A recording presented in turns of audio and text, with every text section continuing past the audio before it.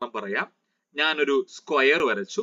4 വശങ്ങളും തുല്യമായ ജാമതീയ രൂപം, ജോമെട്രിക്കൽ ഫിഗർ, അതിനെ വിളിക്കുന്ന പേരാണ് സ്ക്വയർ.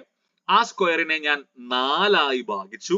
4ആയി ഭാഗിച്ചതിന് ശേഷം ഒരു റീജിയൻ ഷെയ്ഡ് ചെയ്ത് കഴിഞ്ഞാൽ എനിക്കറിയാം മൊത്തം എത്ര റീജിയൻ ഉണ്ട്? 4 റീജിയൻ ഉണ്ട്. അതിൽ ഒരു റീജിയൻ ഞാൻ എന്ത് ചെയ്തു? ഷെയർ ചെയ്തു. സോ 1/4 ആയി മാറി. സോ ഫ്രാക്ഷൻ ഞാൻ പറഞ്ഞു. അപ്പോ ഫ്രാക്ഷൻ എന്ന് പറഞ്ഞാൽ മൊത്തത്തിൽ എത്രയുണ്ട്? 4 എണ്ണം. അതിൽ എത്ര എണ്ണം ഞാൻ ഷെയർ ചെയ്തു? 1. സോ 1/4 എന്ന് എഴുതാം. ഷെയർ ചെയ്യാത്തത് എവിടെന്ന് പറയാവോ? 3/4.